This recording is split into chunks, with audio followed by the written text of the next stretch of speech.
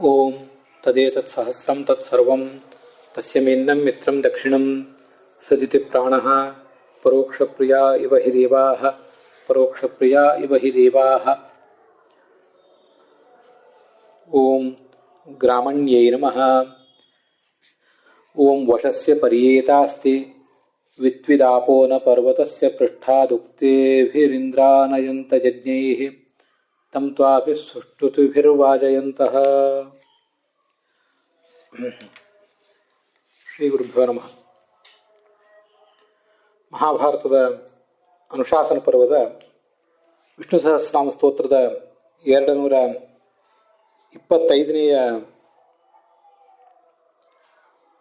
ನಾಮ ಗ್ರಾಮಣಿ ಅನ್ನುವುದು, ಮತ್ತು ಅದಕ್ಕೆ ಸಂಬಂಧಿಸಿದಂಥ ಬೃಹತಿ ಮಂತ್ರ ಇವಿಷ್ಟನ್ನು ಕೂಡ ನಾವೀಗ ನೋಡೋರಿದ್ದೀವಿ. ಇದಕ್ಕೆ ಪೂರ್ವಭಾವಿಯಾಗಿ ಗ್ರಾಮಣಿ ಅನ್ನೋ ಶಬ್ದದ ಅರ್ಥ ಏನು ಅಂತ ಅನ್ನೋದನ್ನು ನೋಡೋಣ. ನಮಗೆ ಗೊತ್ತಿರುವಂತೆ ಗ್ರಾಮ ಅಂದರೆ ಒಂದು ಜನವಸತಿ, ಎಲ್ಲಿ ಜನ ಇದ್ದಾರೋ ಅಂಥದ್ದೊಂದು ಜನವಸತಿ. ಆದರೆ ಅಷ್ಟು ಮಾತ್ರ ಗ್ರಾಮ ಅಲ್ಲ. ಗ್ರಾಮ ಅಂದರೆ ಸಾಮಾನ್ಯವಾಗಿ ಸಮೂಹ ಅಂತಲೇ ಅರ್ಥ. ಎಲ್ಲ ಗ್ರಾಮಗಳಿಗೂ ಈ ಭಗವಂತ ಅಧಿಪತಿಯೇ. ಚೇತನರು, ಅಚೇತನರು, ಹೀಗೆ ಜಡ ಮತ್ತು ಚೇತನಗಳ ಸಮೂಹಕ್ಕೆ ಇವನು ನೀ ಅಂದರೆ ಅದನ್ನು ಮುನ್ನಡೆಸುವವನು. ಮತ್ತು ಚೇತನಗಳಲ್ಲಿ ಕೂಡ ಸ್ಥಾವರ, ಜಡ, ಸ್ಥಾವರ ಮತ್ತು ಜಂಗಮ. ವೃಕ್ಷಗಳು ಮತ್ತು ನಾವು ಮನುಷ್ಯರೆಲ್ಲರೂ ಕೂಡ ಪ್ರಾಣಿ ಪಕ್ಷಿಗಳು ಇವರೆಲ್ಲ ಚೇತನರೇ. ಆದರೆ ವೃಕ್ಷಗಳು, ಸ್ಥಾವರಗಳು ಒಂದು ಕಡೆ ನಿಂತಲ್ಲೇ ನಿಂತಿರ್ತವೆ. ಜಂಗಮ ಅಂದರೆ ನಾವು ಪ್ರಾಣಿ ಪಕ್ಷಿಗಳು, ಮನುಷ್ಯರು ಇವರೆಲ್ಲರೂ ಸಂಚಾರ ಮಾಡುವವರು. ಇವರೆಲ್ಲರ ಗ್ರಾಮವನ್ನು, ಸಮೂಹವನ್ನು ಮುನ್ನಡೆಸುವವನು. ಇವರೆಲ್ಲರ ಪ್ರವೃತ್ತಿ ಆಗಬೇಕಾದದ್ದು ಭಗವಂತನಿಂದಲೇ. ಮತ್ತೆ ಗುಣಗ್ರಾಮಂ ನಯತಿ, ಸತ್ವ ರಜಸ್ ತಮಸ್ಸು ಅನ್ನುವ 3 ಗುಣಗಳ ಸಮೂಹವುಳ್ಳ ಪ್ರಕೃತಿಯನ್ನು ಮುನ್ನಡೆಸುವವನು ಅವನೇ. ಮತ್ತೆ ಈ ಜಗತ್ತಿನ ಎಲ್ಲ ಮುಖ್ಯಸ್ಥರು, ಗ್ರಾಮದ ಮುಖ್ಯಸ್ಥರಿರಬಹುದು, ದೇಶದ ಮುಖ್ಯಸ್ಥರಿರಬಹುದು, ಪ್ರಪಂಚದ ಮುಖ್ಯಸ್ಥರು, ದೇವತೆಗಳು ಮೊದಲಾದವರೆಲ್ಲ ಇರ್ತಾರೆ, ಮಹಾಚೇತನರು. ಅವರೆಲ್ಲರಲ್ಲೂ ಕೂಡ ಇರುವಂಥವನು ಇದೇ ಭಗವಂತನೇ. ಅದಕ್ಕಾಗಿ ಆತನನ್ನ ಗ್ರಾಮಣೀಹಿ ಅನ್ನಬೇಕು. ಯಾರೋ ನಮ್ಮಲ್ಲಿ ಒಬ್ಬರನ್ನ ಗ್ರಾಮಣೀಹಿ ಅರ್ಥಾತ್ ಗ್ರಾಮದ ಮುಖ್ಯಸ್ಥ ಅಂತ ಈಗ ವರ್ಣನೆ ಮಾಡಿದರೆ, ಯಾವುದೋ ಒಂದು ಗ್ರಾಮದ ಮುಖ್ಯಸ್ಥ ಇವನಾಗಿರ್ತಾನಷ್ಟೆ. ಪಕ್ಕದ ಗ್ರಾಮಕ್ಕೆ ಇವನು ಮುಖ್ಯಸ್ಥನಾಗಿರೋದಿಲ್ಲ. ಪಕ್ಕದ ಗ್ರಾಮದ ಮುಖ್ಯಸ್ಥ ಈ ಗ್ರಾಮಕ್ಕೆ ಮುಖ್ಯಸ್ಥನಾಗಿರೋದಿಲ್ಲ. ಹೀಗೆ ನಿಮ್ಮ ಗ್ರಾಮಣೀತ್ವ ಅಥವಾ ಒಂದು ಸಮುದಾಯಕ್ಕೆ ನೇತೃತ್ವ ಅಂತ ಅನ್ನೋದು ತುಂಬ ಸೀಮಿತವಾದದ್ದು. ಈ ಜಗತ್ತಿನ ಸಮಸ್ತ ಸಮುದಾಯಗಳಿಗೂ, ಒಟ್ಟಾರೆ ಸಮಸ್ತ ಜಗತ್ತಿಗೂ, ಬ್ರಹ್ಮಾಂಡಕ್ಕೂ ಗುರುವಾದವನು ಅವನೊಬ್ಬನೇ. ಆದ್ರಿಂದ ಗ್ರಾಮ ಅಂದರೆ ಎಲ್ಲ ಸಮೂಹಗಳು, ಅದಕ್ಕೆ ಅವನೇ ನೇತ ಅಂತ ಅದರ ತಾತ್ಪರ್ಯ ಆಗ್ತದೆ.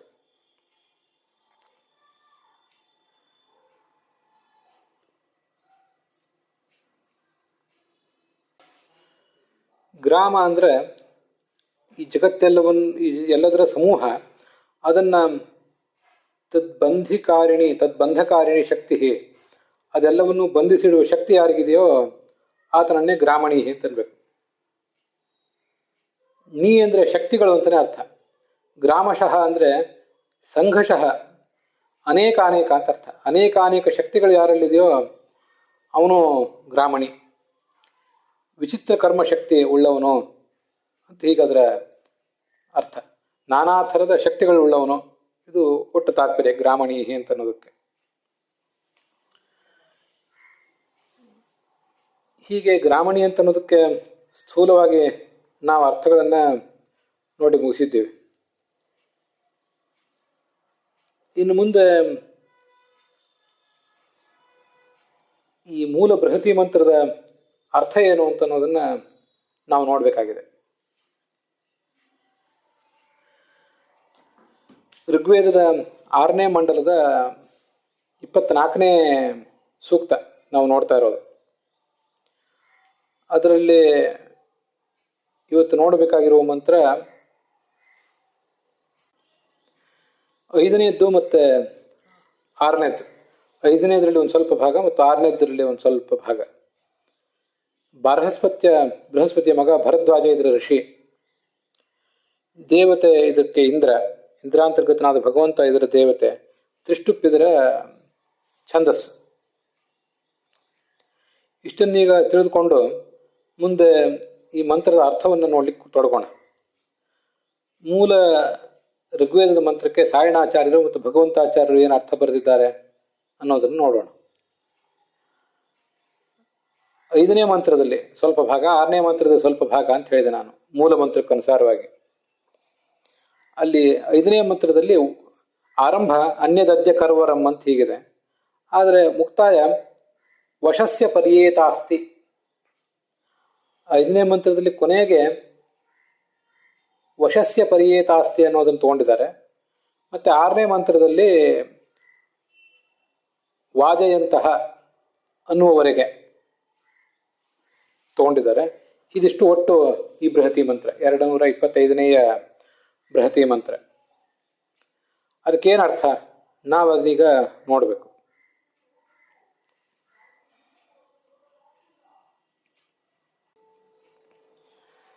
ಸಾಯಣರ ವ್ಯಾಖ್ಯಾನಕ್ಕೆ ಅನುಗುಣವಾಗಿ ವಶ ಅಂದರೆ ನಮಗೆ ಅಪೇಕ್ಷಿತವಾದದ್ದು. ನಮಗೆ ಅಪೇಕ್ಷಿತವಾದ ಫಲವನ್ನು, ಸ್ವರ್ಗ ಮೊದಲಾದ ಫಲಗಳನ್ನು ಪರಿಯೇತ ಅಂದರೆ ಕೊಡುವವನು ಅಂತ ಇಷ್ಟ ಅರ್ಥ ಆಗ್ತದೆ. ಅದಕ್ಕೆ ಅದರ ಮುಂದೆ ವಿತ್ವಿದಾಪೋ ಅನ್ನುವ ಮಂತ್ರ, ಅದರ ಅರ್ಥ ನೋಡೋಣ ಈಗ. ಭಗವಂತನಿಗೆ, ಆ ಇಂದ್ರನಿಗೆ ಅದು ಸಂಬೋಧನೆ. ತ್ವತ್ ಅಂದರೆ ನಿನ್ನಿಂದಾಗಿ ಅಂತ ಅರ್ಥ, ಸಾಯಣಾಚಾರ್ಯ ಹೇಳುವಂತೆ. ಉಕ್ತೇಭಿಹಿ ಅಂದರೆ ಉಕ್ತೈಹಿ ಅಂತ ಅರ್ಥ. ಲೌಕಿಕ ಸಂಸ್ಕೃತದಲ್ಲಿ ಉಕ್ತೈಹಿ, ವೈದಿಕ ಸಂಸ್ಕೃತದಲ್ಲಿ ಉಕ್ತೇಭಿಹಿ ಅಂತ ಶಬ್ದ. ಶಸ್ತ್ರ ಮಂತ್ರಗಳಿಂದ, ಬೃಹತಿ ಮಂತ್ರಗಳಿಂದ ಅಂತ ಅರ್ಥ ತಿಳ್ಕೋಬಹುದು. ಬೃಹತಿ ಅಂತ ಸಾಯಣಾಚಾರ್ಯ ಹೇಳಿಲ್ಲ, ನಾವು ಅರ್ಥ ಮಾಡ್ಕೊಳ್ಳೋದಷ್ಟೆ.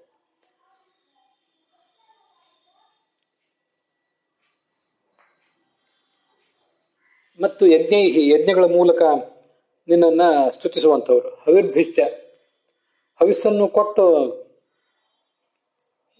ಯಜ್ಞದಲ್ಲಿ ನಿನ್ನನ್ನು ಮಂತ್ರದ ಮೂಲಕ ಕರೆದು ಹವಿಸ್ಸಿನ ಮೂಲಕ ನಿನ್ನನ್ನು ಆರಾಧಿಸುವವರು ಅಂತಿಷ್ಟು ಅರ್ಥ ಆಗ್ತದೆ.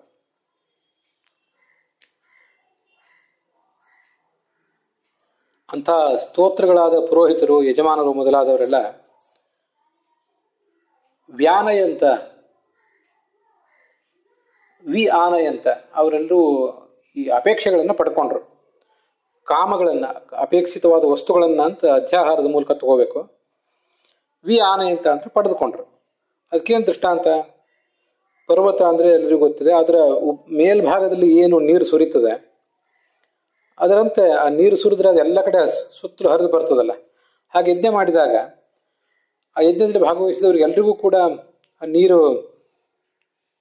ಪರ್ವತದಿಂದ ಮೇಲಿಂದ ಸುರಿದ ನೀರು ಎಲ್ಲ ಕಡೆ ಹೋಗುವಂತೆ ಯಜ್ಞದಲ್ಲಿ ಭಾಗವಹಿಸಿದವರು ಎಲ್ರಿಗೂ ಕೂಡ ಅದರ ಫಲ ಸಿಗ್ತದೆ ಅಂತ ಅರ್ಥ.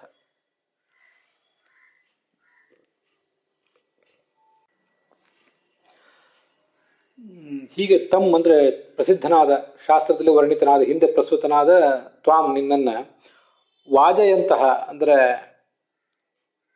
ನಿನಗೆ ಹವಿಸ್ಸನ್ನು ಅರ್ಪಿಸುವಂತಹ ಸ್ತೋತ್ರಗಳು. ಯಾರವರು? ಭರದ್ವಾಜ ಗೋತ್ರೋತ್ಪನ್ನರಾದವರು ಅಂತ ಬರೀತಾರೆ ಸಾಯಣಾಚಾರ್ಯ. ಆವಿಹಿ ಪೂರ್ವೋಕ್ತ, ಹಿಂದೆ ಹೇಳಿದ ಸ್ತೋತ್ರಗಳ ಮೂಲಕ ಜಗ್ಮುಹು ನಿನ್ನನ್ನು ತಲುಪಲಿಕ್ಕೆ ಪ್ರಯತ್ನ ಪಡ್ತಾರೆ ಅಂತ ಅದರ ತಾತ್ಪರ್ಯ. ವೇಗವಾಗಿ ನಿನ್ನ ಬಂದು ತಲುಪ್ತಾರಂತವ್ರು. ಅದು ಹೇಗೆ ಅಂದರೆ, ಈ ಕುದುರೆಗಳು ಸಮರ ಭೂಮಿಗೆ, ಯುದ್ಧ ಭೂಮಿಗೆ ಹೇಗೆ ಧಾವಿಸ್ತಾವೋ ಹಾಗೆ ಈ ಸಾಧಕರು ಕೂಡ ನಿನ್ನ ಬಳಿಗೆ ವೇಗವಾಗಿ ಧಾವಿಸ್ತಾರೆ ಅಂತ ಅದರ ತಾತ್ಪರ್ಯ. ಇದಿಷ್ಟು ಆದಿಮ್ನ ಜಗ್ಮುರ್ ಗಿರ್ವಾಹೋ ಅಶ್ವಾಹ ಅಲ್ಲಿವರೆಗೂ ಆ 6ನೇ ಮಂತ್ರ ಪೂರ್ಣವಾಗಿಯೂ ಅರ್ಥ ಹೇಳಿದೆ. ಅಲ್ಲಿ ಗಿರ್ವಾಹ ಅಂತಿದೆ. ಗಿರ್ವಾಹ ಅಂದರೆ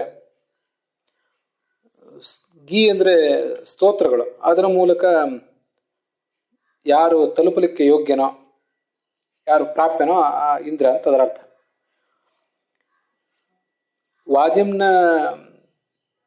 ಆಜಿಮ್ನ ಜಗ್ಮೂರ್ ಗಿರ್ವಾಹೋ ಅಶ್ವಾಹ ಅನ್ನೋದು ಬೃಹತಿ ಮಂತ್ರಕ್ಕೆ ಸಂಬಂಧಪಟ್ಟದ್ದಲ್ಲ, ಅದು ಮುಂದಿನ ಮಂತ್ರಕ್ಕೆ ಸಂಬಂಧಪಟ್ಟದ್ದು. ಆದರೂ ಸಾಯಣಾಚಾರ್ಯ ಅದಕ್ಕೆ ಏನು ಅರ್ಥ ಹೇಳಿದ್ದಾರೆ, ಇಡೀ ಮೂಲ ಮಂತ್ರಕ್ಕೆ ಅವ್ರು ಅರ್ಥ ಹೇಳಿದವರು, ಅದನ್ನೆಲ್ಲ ಹೇಳಿ ಮುಗಿಸಿದೆ ಅಷ್ಟೆ. ಮುಂದೆ ಮೂಲ ಮಂತ್ರಕ್ಕೆ ಅರ್ಥ ಹೇಳಿದಂಥ ಭಗವಂತಾಚಾರ್ಯ ಇದಕ್ಕೆ ಏನು ಅರ್ಥ ಹೇಳ್ತಾರೆ ಅಂತ ಅನ್ನೋದನ್ನು ನೋಡೋಣ.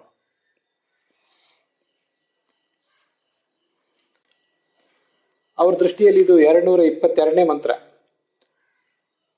ನ ತಂತಯಸ್ತ ಇಂದ್ರ ದಾಮನ್ವಂತೋ ಅದಾಮಾನ ಸುದಾಮನ್ ಅನ್ಯದದ್ಯ ಕರ್ವರಂ ಅನ್ಯ ದುಷ್ವೋಸಚ್ಚ ಸನ್ಮುಹುರಾಚ ಅಂತ ಗ್ರಾಮಣಿ ಅನ್ನೋದು ಸಂಬಂಧಪಟ್ಟ ಬೃಹತಿ ಮಂತ್ರ.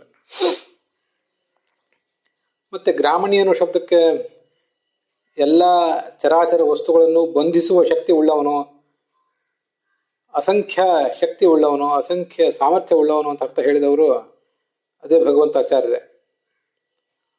ಅವರ ದೃಷ್ಟಿಯಲ್ಲಿ ಇದಕ್ಕೇನು ಅರ್ಥ ಅಂತ ಅನ್ನೋದು ನೋಡೋಣ. ವಶಸ್ಯ ಪರ್ಯೇತ ಅಸ್ತಿ ಅಂತಿದೆಯಲ್ಲ, ಆ ಭಗವಂತ ಇಂದ್ರಾಂತರ್ಗತನಾದ ಭಗವಂತ ನಮ್ಮ ವಶಕ್ಕೆ ಬರಲಿ, ನಮಗವನು ಭಕ್ತರಾದ ನಮಗೆ ಅವನು ಅಧೀನನಾಗಲಿ ಅಂತ ಅರ್ಥ ಮಾಡಿದ್ದಾರೆ. ವಶನಾಗಿ ನಮ್ಮ ಅಭೀಷ್ಟವನ್ನು ಪೂರೈಸಲಿ. ವಿತ್ವಿದಾಪೋ ಅಂತ ಮುಂದಿನ ಭಾಗ, ಅದಕ್ಕೆ ಏನರ್ಥ ಹೇಳ್ತಾರೆ, ಹೇ ಇಂದ್ರ ನಾರಾಯಣನೇ, ತ್ವದ್ಭಕ್ತಾ ನಿನ್ನ ಭಕ್ತರು ಪರ್ವತದ ಮೇಲಿನಿಂದ ಸುರಿಯುವಂತಹ ನೀರಿನಂತೆ ತಮ್ಮ ಅಪೇಕ್ಷೆಗಳನ್ನ ಪಡೆಯಲಿ ನಿನ್ನಿಂದ. ಪರ್ವತದ ಮೇಲೆ ನೀರು ಸುರಿದ್ರೆ ಪರ್ವತದ ಕೆಳಭಾಗದಲ್ಲಿರುವ ಎಲ್ಲ ಜನರಿಗೂ ಆ ನೀರು ಹೇಗೆ ಸಿಗ್ತದೋ ಹಾಗೆ ನಿನ್ನಿಂದ ಸ್ತೋತ್ರಗಳು ನಿನಗೆ ನಾನಾ ಥರದ ಸ್ತೋತ್ರಗಳನ್ನೆಲ್ಲ ಮಾಡಿ ನಿನಗೆ ಅರ್ಪಿಸಿ ಅದರಿಂದ ತಮ್ಮ ಅಭೀಷ್ಟಗಳನ್ನೆಲ್ಲ ಇವರು ಪಡ್ಕೊಳ್ತಾರೆ ಸಾಧಕರು ಅಂತ ಅದರ ಅರ್ಥ. ಗಿರ್ವಾಹ ಅಂದ್ರೆ ಸಾಯಣಾಚಾರ್ಯ ಹೇಳಿದ ಅರ್ಥವೇ ಇಲ್ಲೂ ಇದೆ. ಶಾಸ್ತ್ರ ಮಂತ್ರಗಳಿಂದ ತಲುಪಲಿಕ್ಕೆ ಯೋಗ್ಯನಾದವನು, ಅವನನ್ನ ವೇದಾಹ್ಯೇವೈನಂ ವೇದಯಂತೆ ತಸ್ಮಾದಾಹುರ್ ವೇದ ಐತೆ. ವೇದಗಳಿಂದ ಅವನನ್ನು ಪೂರ್ಣವಾಗಿ ತಲುಪಲಿಕ್ಕೆ ಸಾಧ್ಯ ಇಲ್ಲದೆ ಇರಬಹುದು, ಆದರೆ ಆ ಶಾಸ್ತ್ರವನ್ನು ಬಿಟ್ಟು ಬೇರೆ ಮಾರ್ಗ ಇಲ್ಲ. ಆದ್ರಿಂದ ಅವನು ಗಿರ್ವಾಹ. ಗಿರ್ವಾಹ ಅನ್ನೋ ಶಬ್ದ ಗಮನಿಸ್ಬೇಕು. ಈಗಿಲ್ಲಿ ನಾವು ನೋಡ್ತಿರೋ ಬೃಹತಿ ಮಂತ್ರದಲ್ಲಿ ಅದಿಲ್ಲ, ನಮಗದು ಶ್ರೀಮತಿ ಅನ್ನುವ ಮುಂದಿನ ಮಂತ್ರದಲ್ಲಿ ಬರ್ತದೆ. ಆದರೂ ಮೂಲ ಮಂತ್ರಕ್ಕೆ ಅರ್ಥ ಹೇಳಲಿಕ್ಕೆ ಹೊರಟವ್ರ ದೃಷ್ಟಿಯಲ್ಲಿ ಅದನ್ನು ಹೇಳಬೇಕು, ಅದಕ್ಕಾಗಿ ಹೇಳಿದೆ ಅಷ್ಟೆ. ಆಬಿಹಿ ಸ್ತುತಿಬಿಹಿ ಸ್ತೋತ್ರಗಳ ಮೂಲಕ ನಿನ್ನನ್ನು ಸಂತೋಷಪಡಿಸಿ, ವಾಜಯಂತಹ ನಿನ್ನನ್ನು ಸಂತೋಷಪಡಿಸಿ ನಿನ್ನ ಅನುಗ್ರಹ ಸಂಪಾದನೆ ಮಾಡಿ ಅಜ್ಞಾನಾದಿ ಶತ್ರುಗಳ ಜೊತೆಗೆ ಹೋರಾಡ್ತಾರೆ ಇವರು. ವಾಜಯಂತಹ ಅಂದ್ರೆ ಯೋಧಯಂತಹ, ಯುದ್ಧ ಮಾಡುವವರು ಅಂತ ಅರ್ಥ. ಕುದುರೆಗಳು ಯುದ್ಧ ಭೂಮಿಗೆ ಹೇಗೆ ಧಾವಿಸಿ ಬರ್ತಾವೋ ಆ ಥರ ಈ ಭಕ್ತರು ಕೂಡ ಅತ್ಯಂತ ಉತ್ಕಂಠೆಯಿಂದ ನಿನ್ನ ಉಪಾಸನೆಯನ್ನು ಮಾಡ್ತಾರೆ, ನಿನ್ನ ಬಳಿಗೆ ಬರಲಿಕ್ಕೆ ಅವರು ಹಾತೊರಿತಾರೆ ಅಂತ ಅದರ ತಾತ್ಪರ್ಯ. ಇದಿಷ್ಟು ಭಗವಂತಾಚಾರ್ಯರು ನಮಗೆ ಕೊಟ್ಟಿರುವ ಗ್ರಾಮಣಿ ಅನ್ನೋ ಶಬ್ದದ ಅರ್ಥ, ಮತ್ತೆ ಹಾಗೆ ಮೂಲ ಋಗ್ವೇದದ ಮಂತ್ರದ ಅರ್ಥ ಕೂಡ. ನಾವಿನ್ನ ಭಗವಂತಾಚಾರ್ಯರು ಇದಕ್ಕೆ ಏನು ಅರ್ಥ ಅಂತೆಲ್ಲ ನೋಡಿದ್ದಾದ ಮೇಲೆ ರಘುನಾಥ ಸ್ವಾಮಿಗಳು ಏನು ಅರ್ಥ ಹೇಳ್ತಾರೆ ಅಂತ ನೋಡಬೇಕು. ಭಗವಂತನೇ, ಹೇ ಇಂದ್ರ, ತ್ವಮ್ ಅಸ್ಮಾಕಂ ವಶಸ್ಯ, ನೀನು ನಮ್ಮ ಅಪೇಕ್ಷಿತ ಏನಿದೆ, ವಶ ಅಂದರೆ ಕಮನೀಯವಾದ ವಸ್ತು, ವಶಕಾಂತವಂತ ಧಾತು, ಅದರಿಂದ ಹುಟ್ಟಿರುವ ಧಾತು ಇದು. ಹೀಗೆ ನಮಗೆ ಅಪೇಕ್ಷಿತವಾದ ಸಂಗತಿ ಏನಿದೆ ಅದನ್ನ ನೀನು ಕೊಡಬೇಕಾದವನು. ಹೀಗೆ ಕೊಟ್ಟು ನಮ್ಮನ್ನು ನೀನು ಕಾಪಾಡಬೇಕು. ಪರಿಯೇತ ಅಂದರೆ ಕೊಡುವವನು ಅಂತ ಅದರ ತಾತ್ಪರ್ಯ. ಭಗವಂತನೇ, ತವ ಸ್ತೋತಾರಹ, ನಿನ್ನನ್ನು ಸ್ತುತಿಸುವಂಥ ಭರದ್ವಾಜಾಹ, ಭರದ್ವಾಜ ಗೋತ್ರದವರು. ನೋಡಿ, ಭರದ್ವಾಜಾಹ ಅಂತ ಇಲ್ಲಿಲ್ಲ, ಆದರೆ ಇದು ಬೃಹಸ್ಪತಿಯ ಮಗ ಭರದ್ವಾಜ ಇದರ ಋಷಿ. ಅದರಿಂದ ಹಿಂದೆ ಕೂಡ ಭರದ್ವಾಜಾಹ ಅಂತ ಒಂದು ಕಡೆ ವೇದ ಮಂತ್ರದಲ್ಲಿ ಬಂದಿತ್ತು. ಆ ಮಂತ್ರಕ್ಕೆ ಇದೇ ಬೃಹತಿ ಮಂತ್ರದಲ್ಲೇ ಬಂದಿತ್ತು. ಆದರೆ ಆ ಭರದ್ವಾಜ ಅನ್ನೋ ಶಬ್ದಕ್ಕೆ ನಾನು ದೇವತೆಗಳು, ವಿಶೇಷತಃ ಋಜುಗುಣಸ್ಥರಾದ ದೇವತೆಗಳು ಅಂತ ಅರ್ಥ ಮಾಡಿದ್ದೆ. ಅದು ಹಿಂದೆ ಸತ್ಯಪರಾಕ್ರಮ ಅನ್ನೋ ನಾಮಕ್ಕೆ ಸಂಬಂಧಪಟ್ಟಂತೆ ಭರದ್ವಾಜೇಶು ಅಂತ ಬಂದಿತ್ತು. ಆದರೆ ಆ ಭರದ್ವಾಜ ಅನ್ನೋ ಶಬ್ದಕ್ಕೆ ಭರದ್ವಾಜ ಗೋತ್ರದಲ್ಲಿ ಹುಟ್ಟಿದವರು ಅಂತ ಅರ್ಥವನ್ನೇ ಸಾಯಿಣಾಚಾರ್ಯ ಹೇಳ್ತಾರೆ, ಅದನ್ನೇ ರಘುನಾಥ ಸ್ವಾಮಿಗಳು ಹೇಳ್ತಾರೆ. ಆದರೆ ಆ ಭರದ್ವಾಜ ಅನ್ನೋದು ಹೇಗೂ ಈ ಮಂತ್ರದಲ್ಲೇನೂ ಇಲ್ಲ. ಹಾಗಿದ್ಮೇಲೆ ಭರದ್ವಾಜ ಗೋತ್ರದವರು ಅಂತ ಇಟ್ಕೊಳ್ಬೇಕಾದ ಅನಿವಾರ್ಯತೆ ಏನೂ ಇಲ್ಲ. ಆದ್ರಿಂದ ಭಗವಂತಾಚಾರ್ಯರು ಕೂಡ ಆ ಅರ್ಥವನ್ನು ಇಟ್ಕೊಂಡಿಲ್ಲ. ನಾನು ಕೂಡ ನನ್ನ ಅರ್ಥದಲ್ಲಿ ಮುಂದೆ ಅದನ್ನು ಇಟ್ಕೊಂಡಿಲ್ಲ ಅನ್ನೋದನ್ನ ನೀವು ಮುಂದೆ ನೋಡ್ತೀರಿ. ಅವರು ವಾಜೆಯಂತಹ ಅಂದ್ರೆ ಅನ್ನಾದಿ ಭೋಗಗಳನ್ನ ಇಚ್ಛಂತಹ, ಅವ್ರಿಗೆ ತಮಗೂ ನಾನಾ ಥರದ ಭೋಗ ಇತ್ಯಾದಿಗಳು ಬೇಕು, ಅದನ್ನೆಲ್ಲ ಅವರು ಬಯಸ್ತಾರೆ. ಪರ್ವತದ ಮೇಲ್ಭಾಗದಿಂದ ಸುರಿದ ನೀರು ಹೇಗೆ ಎಲ್ಲ ಕಡೆ ತಲುಪ್ತದೆ, ಹಾಗೆ ಇವರು ಕೂಡ ನಿನ್ನಿಂದ ತ್ವತ್ಸಕಾಶ, ತ್ವತಂತ್ರ ತ್ವತ್ಸಕಾಶಾತ್ ಯಜ್ಞದ ಮೂಲಕ ನಿನ್ನನ್ನು ಆರಾಧಿಸಿ, ಸ್ತೋತ್ರಗಳ ಮೂಲಕ ನಿನ್ನನ್ನು ಆರಾಧಿಸಿ ಅನ್ನಾದಿ ಭೋಗಗಳನ್ನು ಪಡ್ಕೊಂಡರು ಅಂತ ಅದರ ಅರ್ಥ. ಇದು ರಘುನಾಥ ಸ್ವಾಮಿಗಳು ನಮ್ಗೆ ತೋರಿಸುವಂಥ ತಾತ್ಪರ್ಯ. ಅಲ್ಲಿ ಗ್ರಾಮಣಿ ಅಂದ್ರೆ ಏನು? ಗ್ರಾಮ ಅಂದ್ರೆ ಸಮೂಹ ಅಂತ ಅರ್ಥ. ಯಾವುದರ ಸಮೂಹ? ಕಮನೀಯಂ ಅಭೀಷ್ಟ ಗ್ರಾಮಂ. ಬೇರೆ ಯಾವುದೋ ಸಮೂಹ ಅಲ್ಲ. ಇಲ್ಲಿ ನಮಗೇನು ಅಪೇಕ್ಷಿತವಾದ ವಸ್ತುಗಳ ಸಮೂಹ ಇದೆ, ಆ ಸಮೂಹವನ್ನು ನಯತಿ ನಮಗೆ ತಂದು ಕೊಡುವವನು.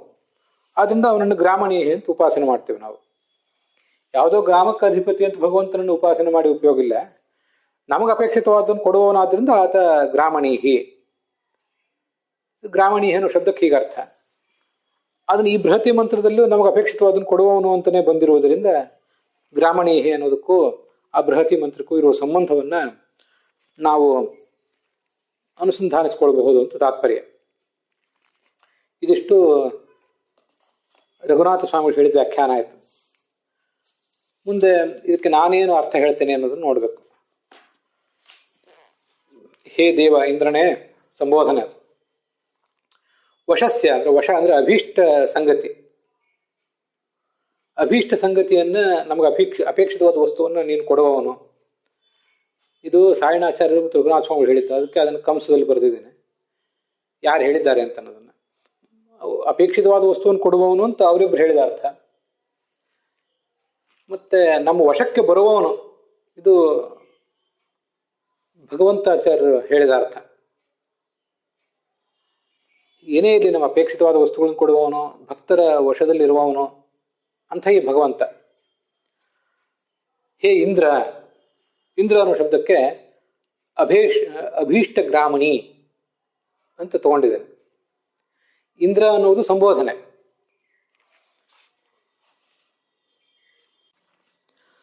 ಮೂಲ ಮಂತ್ರದಲ್ಲಿ, ಬೃಹತಿ ಮಂತ್ರದಲ್ಲಿ ಕೂಡ ಇಂದ್ರ ಸಂಬೋಧನೆ ಇದೆ. ಆ ಇಂದ್ರ ಅನ್ನೋ ಶಬ್ದಕ್ಕೇನೆ ಗ್ರಾಮಣಿ ಅಂತ ನಾನು ಅರ್ಥ ಬರೆದಿದ್ದೇನೆ. ಅಭೀಷ್ಟ ಗ್ರಾಮಣಿ, ನಮ್ಗೆ ಅಪೇಕ್ಷಿತವಾದೆಲ್ಲವನ್ನು ಕೊಡುವಂತಹ ಭಗವಂತನೇ. ಇಂದ್ರ ಅನ್ನೋ ಶಬ್ದಕ್ಕೆ ಏನು ಅರ್ಥ ಅಂತ ಮುಂದೆ ನೋಡೋಣ, ಅವಾಗ ಅದು ಗೊತ್ತಾಗ್ತದೆ. ಆ ಇಂದ್ರ ಅನ್ನೋ ಶಬ್ದಕ್ಕೆ ಅಭೀಷ್ಟ ಗ್ರಾಮಣಿ ಅಂತ ಹೀಗೆ ಅರ್ಥ. ಆ ಬೃಹತಿ ಮಂತ್ರಕ್ಕೂ ಗ್ರಾಮಣಿ ಅನ್ನೋ ಶಬ್ದಕ್ಕೂ ಇರುವ ಸಂಬಂಧವನ್ನ ಅದೇ ಸೂಚಿಸ್ತದೆ. ಗ್ರಾಮಣೀಹಿ ಅಂತ ಅನ್ನೋದು ಮೂಲದಲ್ಲಿ ಪುಲ್ಲಿಂಗ ಶಬ್ದ. ಅದು ಗ್ರಾಮಣೀಹಿ ಅಂತ ಪ್ರಥಮ ವಿಭಕ್ತಿ ಏಕವಚನ. ನಾನು ಗ್ರಾಮಣಿ ಅಂತ ಅಲ್ಲಿ ಬರೆದಿದ್ದೇನೆ ನೋಡಿ, ಅದು ಸಂಬೋಧನ. ಇಂದ್ರ, ಇಂದ್ರವು, ಇಂದ್ರಾಹ, ಇಂದ್ರ ಅಂತ ಪ್ರಥಮ ವಿಭಕ್ತಿ ಏಕವಚನ. ಇಂದ್ರ ಅನ್ನೋದು ವಿಸರ್ಗ ತೆಗೆದು ಬಿಟ್ರೆ ಅದು ಸಂಬೋಧನ ಆಗ್ತದಲ್ಲ, ಹಾಗೆ ಗ್ರಾಮಣೀಹಿ ಅಂತ ಪ್ರಥಮ ವಿಭಕ್ತಿ ಏಕವಚನ. ಅದರ ಸಂಬೋಧನದಲ್ಲಿ ಹ್ರಸ್ವ ಆಗ್ತದೆ, ಮತ್ತೆ ವಿಸರ್ಗ ಹೋಗ್ತದೆ. ಅದಕ್ಕೆ ನಾನು ಇಂದ್ರ, ಹೇ ಇಂದ್ರ, ಅಭೀಷ್ಟ ಗ್ರಾಮಣಿಯೇ, ನಮ್ಮ ಅಪೇಕ್ಷಿತವಾದನ್ನು ಪೂರೈಸುವವನೇ ಅಂತ ಅರ್ಥ ಮಾಡ್ಕೊಂಡಿದ್ದೇನೆ. ಹೀಗ ಇಂದ್ರನ ಶಬ್ದಕ್ಕೂ ಅಭೀಷ್ಟ ಗ್ರಾಮಣಿ ಅಂತ ಅನ್ನೋದಕ್ಕೂ ಸಂಬಂಧ ಇದು ತೋರಿಸಿದ್ದೀನಿ. ಇದು ನನ್ನ ವ್ಯಾಖ್ಯಾನದಲ್ಲಿ ನೀವು ಕಾಣಬಹುದಾದ ಸಂಗತಿ. ಇಲ್ಲೇ ನಮಗೆ ಆ ಬೃಹತಿ ಮಂತ್ರಕ್ಕೂ ಗ್ರಾಮಣಿ ಅನ್ನೋ ಶಬ್ದಕ್ಕೂ ಇರುವ ಸಂಬಂಧ ತಿಳಿದು ಹೋಯ್ತು. ದೇವನೇ, ತಮ್ ಶಾಸ್ತ್ರದಲ್ಲಿ ಪ್ರಸಿದ್ಧನಾದ ತ್ವಾ ನಿನ್ನನ್ನು, ಆವಿಹಿ ಅಂದ್ರೆ ಈ, ಸ್ತುತಿವಿಹಿ ಶಾಸ್ತ್ರೀಯೈಹಿ ಸ್ತುತಿವಿಹಿ ಶಾಸ್ತ್ರದಲ್ಲಿ ಬಂದಿರುವ ಸ್ತೋತ್ರಗಳ ಮೂಲಕ, ವಾಜಯಂತಹ ಅನ್ನಾದಿ ನಿವೇದನಂ ಇಚ್ಛಂತಹ, ನಿನಗೆ ನಾವು ಎಲ್ಲವನ್ನೂ ನಿವೇದಿಸಬೇಕು ಅಂತ ಹೊರಟಿದ್ದೇವೆ. ಇದು ಸಾಯಣಾಚಾರ್ಯರು ಮತ್ತು ರಘುನಾಥ ಸ್ವಾಮಿಗಳು ಹೇಳಿದ ಅರ್ಥ. ಇಚ್ಛಿಸಿದಂಥವ್ರು ಯಾರು? ಭಕ್ತಾಹ, ಭರದ್ವಾಜ ಗೋತ್ರದವರು ಅದನ್ನು ಮುಗಿದೋಯ್ತು. ಭರದ್ವಾಜ ಗೋತ್ರದವರು ಭರದ್ವಾಜರ ಆ ಮಂತ್ರವನ್ನು ಕಂಡು ಹಿಡಿದ್ರು ಅದು ಸರಿ. ಮತ್ತೆ ಭರದ್ವಾಜರನ್ನಂತಲೇ ನಾವು ಹೇಳಬೇಕಾದ ಅಗತ್ಯ ಇಲ್ಲ. ಅದೇ ಮಂತ್ರವನ್ನು ಬೇರೆ ಭಕ್ತರು ಹೇಳ್ತಾರೆ, ನಮ್ಮಂಥವ್ರು ಹೇಳ್ತೀವಿ. ಸಿಟ್ಟು ಗೋತ್ರ ಮೊದಲಾದ ಗೋತ್ರದಲ್ಲಿ ಹುಟ್ಟಿದವರು, ಅದನ್ನು ಇಚ್ಛಿಸಿದಂತಹ ಭಕ್ತರು ಇಷ್ಟೇ ನನ್ನ ಅರ್ಥ. ಭಕ್ತರು ಸಾಧಕರು ಅಂತಲೇ ಭಗವಂತಾಚಾರ್ಯರು ಕೂಡ ತಗೊಂಡಿದ್ದಾರೆ. ಅದನ್ನು ನಾನು ಹೇಳಿದ್ದೇನೆ. ಭರದ್ವಾಜ ಗೋತ್ರದವರು ಅಂತ ಕೈ ಬಿಟ್ಟವರಲ್ಲಿ ನಾನೇ ಮೊದಲಿಗೆ ಏನಲ್ಲ. ಅದನ್ನ ಭಗವಂತಾಚಾರ್ಯರು ಕೂಡ ಕೈ ಬಿಟ್ಟೇ ಇದ್ದಾರೆ.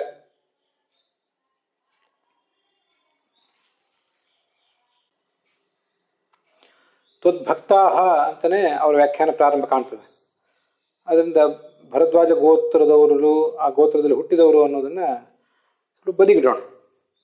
ಉಕ್ತೈ ಅಂದ್ರೆ ಬೃಹತಿ ಮಂತ್ರಗಳಿಂದ, ಮುಖ್ಯತಃ ಋಗ್ವೇದದಲ್ಲಿ ಬಂದ ಮಂತ್ರಗಳು. ಉಕ್ತ ಅಂದ್ರೆ ಬೃಹತಿ ಮಂತ್ರವೂ ಹೌದು. ಆ ಯಜ್ಞಗಳನ್ನು, ಆ ಮಂತ್ರಗಳನ್ನು ಉಪಯೋಗ ಮಾಡಿಕೊಂಡು ಮತ್ತೆ ಯಜ್ಞಗಳನ್ನೂ ಉಪಯೋಗ ಮಾಡಿಕೊಂಡು ನಾವು ಇವರೆಲ್ಲರೂ ತಮ್ಮ ಅಪೇಕ್ಷಿತವನ್ನು ಪಡೀತಾರೆ. ಸ್ವತ್ ತವ ಅನುಗ್ರಹ, ನಿನ್ನ ಅನುಗ್ರಹದಿಂದ ಸ್ವಾಭೀಷ್ಟಾನ್, ತಮ್ಮ ಅಭೀಷ್ಟಗಳನ್ನ ವಿ ಆನಯಂತ ಅವರು ಪಡೆದುಕೊಂಡ್ರು.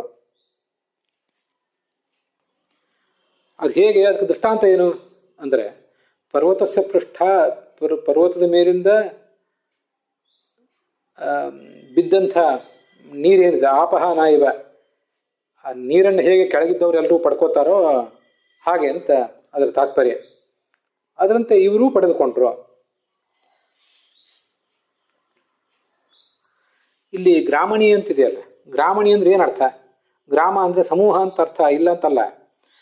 ಗ್ರಾಮ ಅನ್ನೋ ಶಬ್ದಕ್ಕೇನೆ ಕೋಶಗಳ ಪ್ರಕಾರವೇ ಗ್ರಸ್ಯಂತೆ, ಸ್ವೀಕರಿಸಲ್ಪಡುತ್ತವೆ, ಉಪಯೋಗಿಸಲ್ಪಡ್ತವೆ ಅಂತ ಅರ್ಥ. ಯಾವುದು ಉಪಯೋಗಿಸಲ್ಪಡ್ತದೋ ಅದು ಗ್ರಾಮ.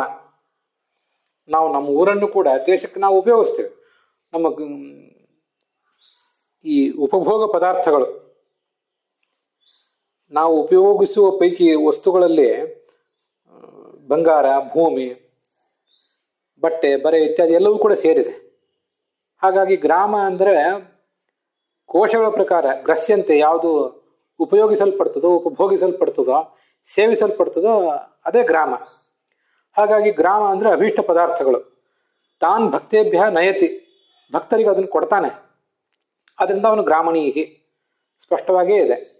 ಇದೇ ಅರ್ಥವನ್ನೇ ಬೃಹತಿ ಮಂತ್ರ ತ್ವತ್, ನಿನ್ನಿಂದಾಗಿ ಇವರು, ಈ ಭಕ್ತರು ವಿ ಅನಯಂತ, ಅಭೀಷ್ಟಗಳನ್ನು ಪಡೆದರು ಅಂತ ಅಲ್ಲಿ ಕಂಡು ಬರ್ತದೆ.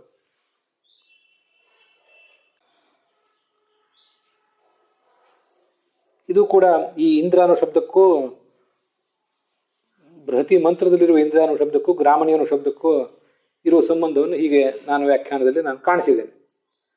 ಭಾವಾರ್ಥ ಏನು ಅಂದರೆ, ಭಗವಂತ ಭಕ್ತರ ಅಧೀನನಾಗಿದ್ದಾನೆ. ನಾನು ಇದಕ್ಕೆ ಸಂಬಂಧಪಟ್ಟಂತೆ ಭಗವಂತಾಚಾರ್ಯ ಹೇಳಿದ ಅರ್ಥನೇ ಇಟ್ಕೊಂಡಿದ್ದೇನೆ. ಶಾಸ್ತ್ರದಲ್ಲಿ ವರ್ಣಿತನಾದ ಈ ಭಗವಂತನನ್ನ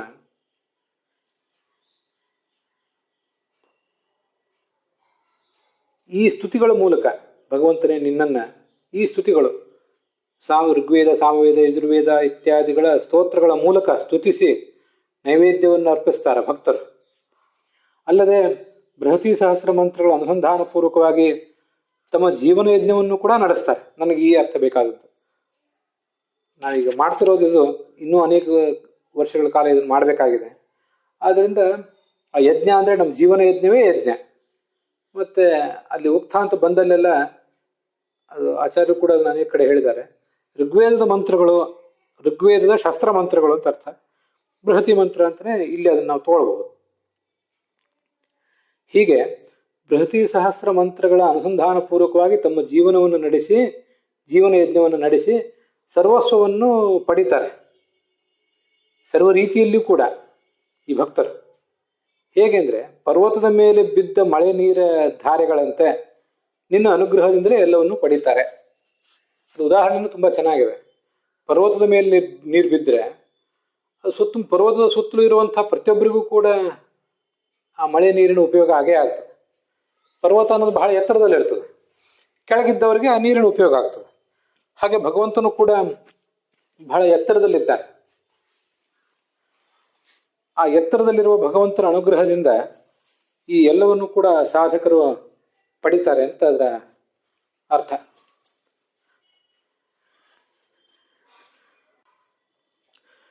ಪರ್ವತ ಅನ್ನೋದಕ್ಕೆ ಇನ್ನೊಂದು ಪರ್ಯಾಯ ಪದ ಅದ್ರಿ ಅಂತ, ಇದು ಗೊತ್ತಿದೆ ನಮಗೆ. ಅದ್ರಿ ಅಂದ್ರೆ ಮುಖ್ಯ ಪ್ರಾಣ, ಅದ್ರಿ ಆದರಣೀಯತ್ವ ಅಂತ ಈ ಸರ್ವಮೂಲದಲ್ಲಿ ದೃಗ್ಭಾಷ್ಯದಲ್ಲಿ ಆಚಾರ್ಯರು ಮುಖ್ಯ ಪ್ರಾಣನನ್ನ ಅದ್ರಿ ಅಂತ ವರ್ಣನೆ ಮಾಡಿದ್ದಾರೆ. ಅದ್ರಿ ಅಂದ್ರೂ ಪರ್ವತ ಅಂದ್ರೂ ಒಂದೇ. ಆದ್ರಿಂದ ಮಳೆ ಹನಿ, ಮಳೆ ನೀರು ಪರ್ವತದ ಮೇಲೆ ಬೀಳ್ತದೆ. ನಮಗಿಂತ ಪರ್ವತ ಮೇಲಿದೆ, ಪರ್ವತಕ್ಕಿಂತ ಮೇಘಮಂಡಲ ಮೇಲಿದೆ. ಅಲ್ಲಿಂದ ನೀರು, ಮೇಘಮಂಡಲದ ನೀರು ಮೊದಲು ಪರ್ವತದ ಮೇಲೆ ಬಿದ್ದು ಅದು ನಮಗೆ ಬರಬೇಕು. ಹಾಗೆ ಭಗವಂತನಿಂದ ಏನೊಂದು ಅನುಗ್ರಹ ನಮಗೆ ಆಗಬೇಕು, ಅದು ಈ ಪರ್ವತ ಅಥವಾ ಅದ್ರಿ ಅನಿಸುವ ಮುಖ್ಯ ಪ್ರಾಣನ ಮೂಲಕ ನಮಗದು ಬಂದು ತಲುಪ್ತದೆ ಅಂತನೂ ಆ ಉದಾಹರಣೆ ಚೆನ್ನಾಗಿದೆ. ಅದಕ್ಕಾಗಿ ಪರ್ವತ ಅಂತ ಹೇಳಿದ್ದಾರೆ ಅಂತ ತಿಳ್ಕೋಬೇಕು.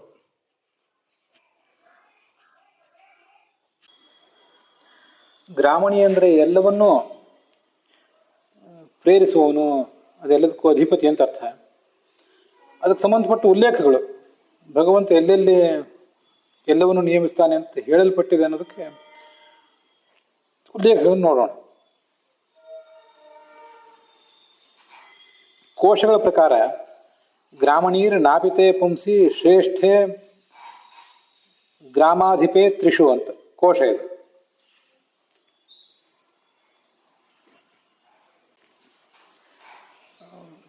ಗ್ರಾಮಣಿ ಅಂದ್ರೆ ಒಂದು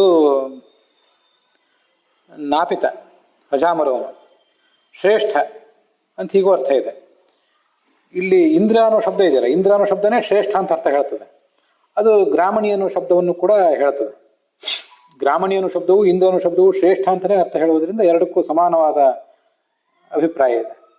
ಮತ್ತೆ ಗ್ರಾಮಣಿ ಅನ್ನೋ ಶಬ್ದ ಎಲ್ಲವನ್ನು ನಮಗೆ ಕೊಡುವವನು ಅಂತ ಅರ್ಥ ಹೇಳಿದ್ದನ್ನು ನಾನು ಈಗಾಗಲೇ ಹೇಳಿದೆ. ಗ್ರಾಮ ಅಂದ್ರೆ ಯಾವುದು ಸೇವಿಸಲ್ಪಡ್ತದೋ ಅದು ಗ್ರಾಮ, ಅದನ್ನು ಕೊಡುವವನು ಅಂತ. ಇಂದ್ರ ಅನ್ನೋ ಶಬ್ದವು ಕೂಡ ಇದಂ ರಾತೀತಿ ವಾ ಭವೇತ್ ಅಂತ ಋಗ್ಭಾಷೆಯಲ್ಲಿ ಬಂದಿರುವುದನ್ನ ನಾನು ಅವಾಗ ಹೇಳಲಿಕ್ಕೆ ಮರೆತೆ. ಇಂದ್ರ ಅನ್ನೋ ಶಬ್ದಕ್ಕೇನೆ ಇದಂ ರಾತಿ, ಎಲ್ಲವನ್ನು ಕೊಡುವವನು ಅಂತ ಅರ್ಥ. ಗ್ರಾಮಣಿ ಅನ್ನೋ ಶಬ್ದಕ್ಕೂ ನಮ್ಗೆ ಅಪೇಕ್ಷಿತವಾದನ್ನು ಕೊಡುವವನು ಅಂತ ಅರ್ಥ.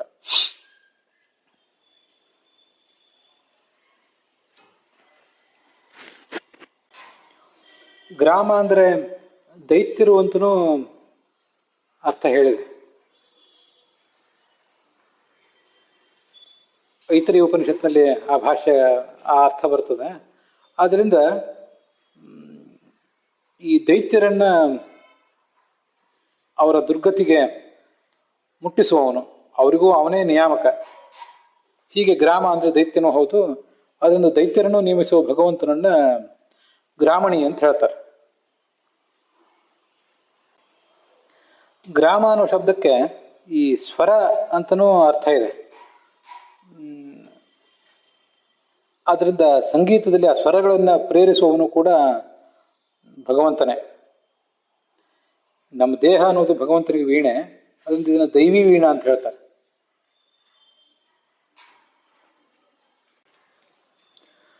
ಅಥ ಖಲ್ವಿಯಂ ದೈವೀ ವೀಣಾ ಭವತಿ ತದನುಕೃತಿ ರಸವು ಮಾನುಷೀ ವೀಣಾ ಭವತಿ ಅಂತ. ನಮ್ಮ ಶರೀರವೂ ವೀಣೆ, ನಾವು ನೋಡುವಂಥ ವೀಣೆಯೂ ಕೂಡ ಅದು ಒಂದು ವೀಣೆಯೇ. ನಮ್ಮ ಶರೀರ ಭಗವಂತನಿಗೆ ವೀಣೆ, ಅದರಿಂದ ದೈವಿ ವೀಣಾ ಅಂತಾರೆ. ನಾವು ಮನುಷ್ಯರೇನು ನುಡಿಸ್ತೀವಿ ಅದನ್ನ ಮಾನುಷೀ ವೀಣಾ ಅಂತ ಈಗ ಹೇಳ್ತಾರೆ. ಇದರಲ್ಲಿದ್ದು ಆ ಸ್ವರವನ್ನು ಹೊರಡಿಸುವವನೇ ಆ ಭಗವಂತ ಅಂತ ಅರ್ಥ ತಿಳ್ಕೋಬಹುದು.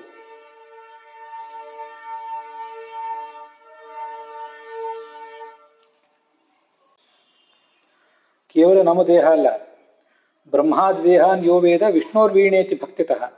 ಚತುರ್ಮುಖ ಬ್ರಹ್ಮನಿಂದ ಹಿಡಿದು ನಮ್ಮಂಥವರ ಪ್ರತಿಯೊಬ್ಬರ ದೇಹವೂ ಕೂಡ ಇದೊಂದು ವೀಣೆ, ಭಗವಂತನ ಗುಣಗಳನ್ನು ಕೀರ್ತಿಸ್ಲಿಕ್ಕಾಗಿರುವಂಥ ವೀಣೆ ಇದು.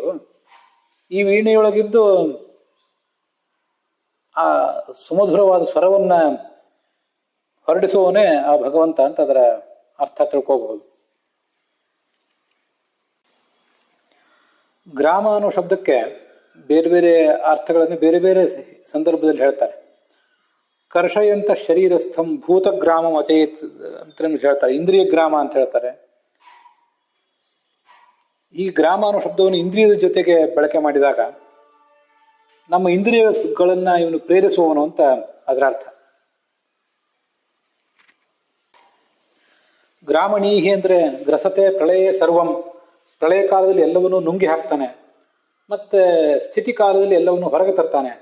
ಆದ್ರಿಂದ ಗ್ರಾಮಣೀಹಿ ಅಂತ ಹೀಗೆ ಕೂಡ ಅದಕ್ಕೆ ಅರ್ಥ ಆಗ್ತದೆ.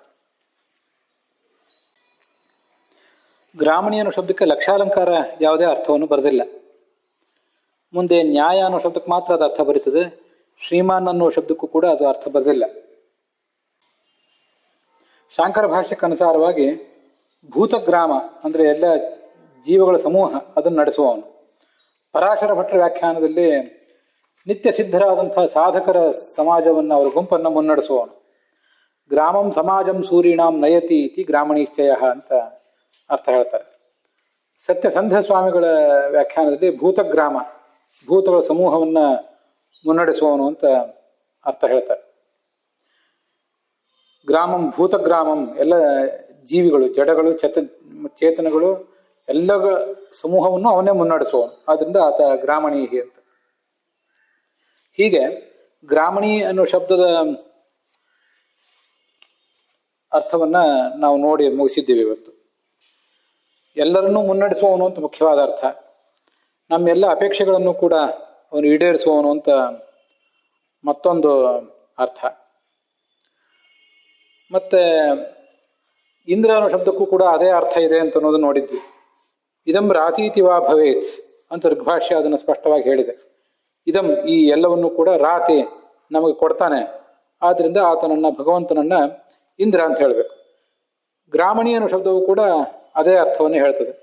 ಗ್ರಾಮ ಅಂದ್ರೆ ಸ್ವೀಕರಿಸಲ್ಪಡುವುದು, ತಿನ್ನಲ್ಪಡುವುದು ಯಾವುದಿದೆ ಅದೇ ಗ್ರಾಮ.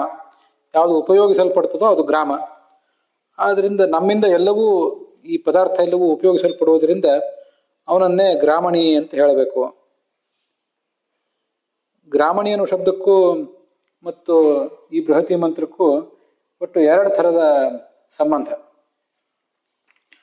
ಒಂದು,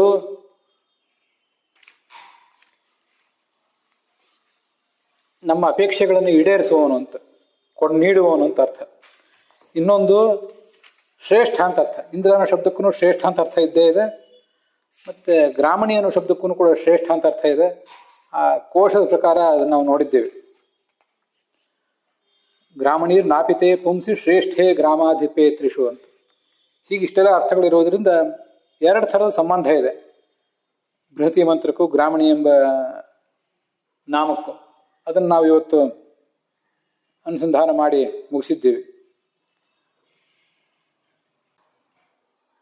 ಗ್ರಾಮಣಿ ಅನ್ನೋ ಶಬ್ದವೇ ಸ್ತ್ರೀಲಿಂಗದಲ್ಲೂ ಕೂಡ ಆಗ್ತದೆ. ಅದರಿಂದ ಲಕ್ಷ್ಮೀದೇವಿಯನ್ನು ಹೇಳಬಹುದು.